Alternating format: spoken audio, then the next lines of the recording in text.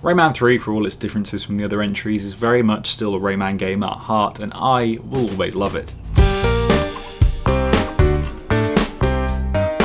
From the platforming through stunning environments, the memorable soundtrack, the crazy enemy designs, and the abundance of things to collect, Rayman 3, in my opinion, is the absolute peak, the epitome of 3D platformers of the era. While I might say that Rayman 2 is my favourite at a push, Rayman 3 is the one that I always consistently go back to and revisit pretty much every year, normally multiple times a year, and, you know, the one I talk about most on this channel, I think, probably. I'm not going to do a count up.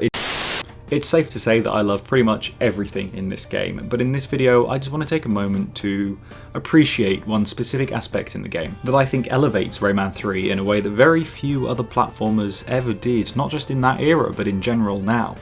I am of course talking about the combo meter. Now this is a bit of a contentious topic because a lot of people don't like this aspect of the game, straying away from a set number of lums to collect in each level and a very simple straightforward way to 100% the game. Rayman 3 instead opts for a score-based system based on different score-giving gems. That's not a great way of saying it, to gauge how the player is doing. Less so a definitive, you have collected 95% of things and more, here's your score, could be massively different. Now you might assume that in this case you can just collect every gem in the level and be done with it, still 100%ing the game, but that is not the case, I'm afraid. Sorry to break it to you. As Murphy explains early on in the game, you gotta act fast. If your scoring stops, combo mode stops. And he's not wrong. I'm sorry, I'm not going to do that again. The yellow gems are worth 10 points, the red gems are worth 30, and the green ones are worth 1,500. I know it's quite a big jump. If you collect 2 yellow gems in a row, you get 10 for each, so 20 points. But after the first one, combo mode is activated. I'm sorry, I said I wasn't going to do that again. But after the first one, combo mode is activated, meaning any subsequent ones get added again until combo mode stops. That's pretty good. So in this case, you get 30 points. If you collect 3 in a row, you get 30 from the gems, 10 for each, and then an extra 20 from combo mode, 10 for each additional gem. Is this making sense, or is this a maths lesson now? You don't want to do that. This quickly starts to get ridiculous, like a lot of Rayman 3. If you enter an area with lots of gems and you act quick enough, you can rack up thousands of bonus points simply by collecting the gems quickly and keeping the combo mode going.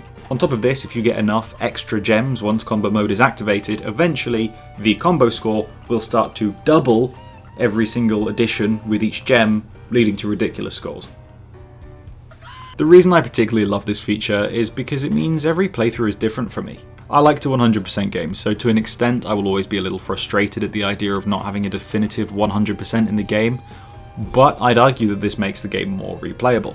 I always strive to get the best score possible, so instead of entering a room and just collecting gems at my own pace, I go in and I plan the best route to collect them all without having large gaps of time between collecting certain gems to keep that combo mode going, It adds an extra layer of depth to the platforming, something I've talked about before with a video about Rayman Origins, which you should check out after this video. And subscribe if you haven't already. I expressed how the time trials, and by extension the levels being designed around said time trials, heavily deepened the game and made for some of the best level design I've ever seen. The collecting aspect of the combo meter is great. It adds some level of intensity to the slower platforming moments in the game. Of course this is all entirely optional, but if you want to, you can make every single room in Rayman 3 a fast-paced puzzle, and who doesn't want that? Probably people that don't want that. Having that option is awesome, at least. Like Rayman Origins, once you realise how the game is designed around this fast-paced collection of gems, or in Origins' case, the fast-paced traversal of the level, I guess that's the way of putting it, you start to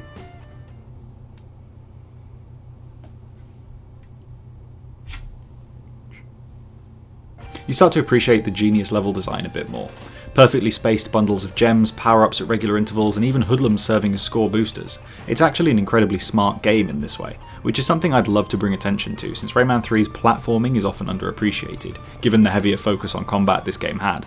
A lot of people tend to neglect how great and well thought out the traversal of Rayman 3 really is, so that's what I'm doing. I'm the hero of the people. All this score multiplying, like I mentioned, extends to things like power-ups and enemies.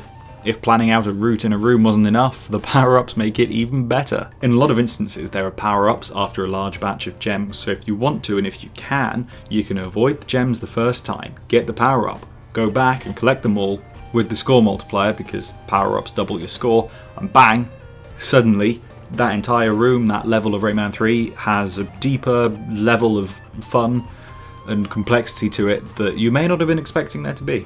So with the power-ups doubling your score, not only do you get 20 points for every yellow gem, but you also get 20 points added to the combo meter for every additional yellow gem. So instead of getting 30 points for 2 gems, you now get 60.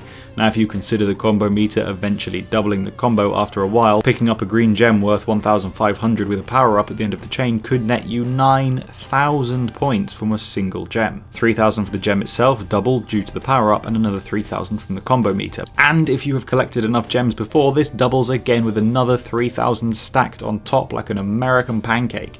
Suddenly now you're not just planning how to take down a room full of gems, leaving the red and green ones for last for maximum points, you're now considering going back with a power-up and specifically trying to avoid gems the first time round, which again gives the platforming more depth.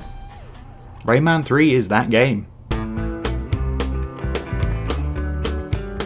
You know all those challenge videos you see on YouTube, you know, can you beat Mario 64 without wanking or collecting coins? And they always have to find the most intricate routes to avoid the coins, and it's kind of like a new game in itself. Yeah, well in some cases you get little snippets of this in Rayman 3 if you choose to avoid gems in favour of going back with a power-up. It can get really complicated, and I mean, come on, I don't have to say it's good. I made it pretty clear I like this game, made it pretty clear I like this feature.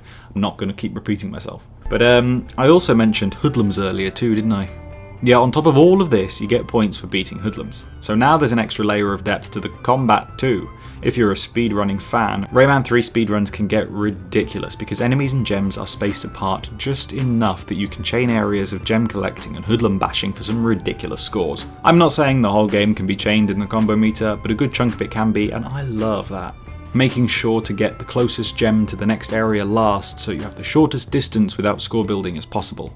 Preparing your charged attack as you run so you can take out a hoodlum in one hit and get that extra 30 points quicker. It's all surprisingly well designed in my opinion. It looks like you can just get a score by playing and see it at the end, but really a near perfect route in each level is set up for maximum score building. It is really great game design.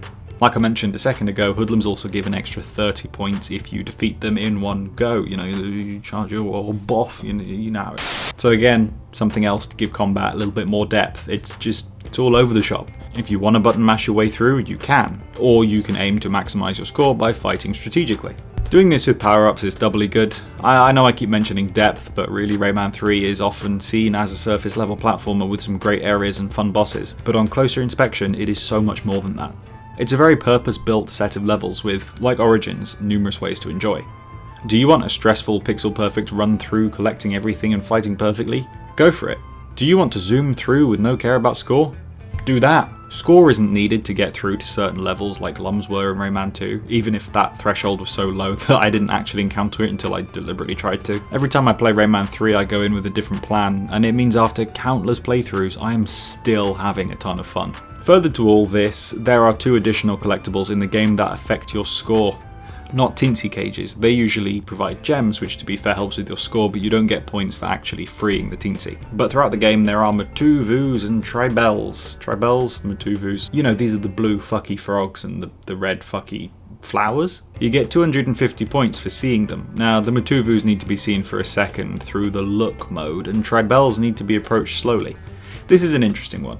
Theoretically, stopping to get these guys should end your combo. Their whole deal is that you have to stop to view them or walk slowly next to them. But again, there are ways.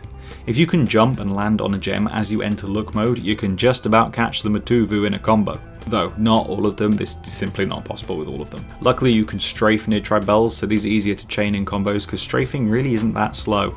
Once again though, in these moments where you work out a plan and zoom through a room and get all the gems as fast as possible, these extra point-based obstacles add even more challenge because you want to avoid them when you go through, adding to just the depth, I said it again, the depth of Rayman 3. But wait, there's more! After beating Reflux in the desert of the Kanaran, you unlock the power of Leptis. This means you can pull faces at hoodlums. You'll never guess what you get for that. Points. This once again adds depth. To the combat side of score collecting. Not only can you get 100 points from beating a hoodlum, but you get an extra 30 for doing it in one hit, and then an extra 30 for scaring the black lum afterwards before it runs away. So if you want to maximise your points, you have to bash the hoodlums and then stop. You have to stop and then scare them in the middle of whatever battle you're having with other hoodlums, because if you don't do it quick enough, they fly away and your combo mode stops. Chaotic. It's a lot, plenty to think about, and if you do it with a power up, all of this doubles again. This is pretty inconsequential, but breaking those wooden boxes with gems in, or wooden pigs, whatever they are, that gets you points too. So doing that has a benefit, and timing that well is important. Bosses also give a nice bonus, but you can't really chain it, because at the end of a fight you just get 1,500 points. Half the time you've got a power up, half the time you don't, what does it matter? I guess what I'm trying to say with this video is that Rayman 3's level design is so much better than you might think initially. And if you really stop and enjoy the game to its fullest, trying to get the best score possible, you'll begin to see the excellent world design and placement of gems and enemies too. Rayman 3 gets a bad rap sometimes for being too combat focused, with not enough quality platforming like the predecessors, but I truly think that if you aim for the best score you can, you'll find some excellent platforming in this game. In fact, I'd go as far as to say that I think the level design in this game is better than Rayman 2. You do unlock mini-games from your total score count, but really that's not hard. I've never beaten the game without having unlocked all of them anyway, naturally without trying. So it's more just a way of drip feeding you the minigames rather than giving you an urge to score higher because you're going to get them anyway. You do get a rating at the end of each level and a score out of 100. I'm still not sure how this works because in a lot of cases it is simply wrong. I've obtained 100% on levels when I know I've not collected everything, and other times I've gotten every gem and fought every enemy perfectly, gaining an incredible score from combos, and I still managed to get something ridiculous like 25%. I have to assume this part is glitched, but I don't know. Either way, this is the reason Rayman 3 will always be infinitely replayable to me, and something I wish more games did from that era. So many platformers were completable in a way that if you've done it once, there's no urge to do it again because you know it's going to be the same experience. But Rayman 3, I'll always feel like I could do better every time I play it. Even if I've collected every known gem in the game before, I know there's always a way to do it more efficiently and get a better score, and that every playthrough I have is going to be worthwhile and somewhat unique. Thanks for watching, this was a fun video to make. I like these ones where I just sort of ramble about one aspect of one of the Rayman games. You know, I've got a couple of these. The longest level in Rayman 2 I made a couple of weeks ago, and one I made nearly a year ago about Rayman Origins that I mentioned. So, you know, if you like this, you can go and check them out. But until then, stay limbless, stay scoring, and I'll see you in the next one.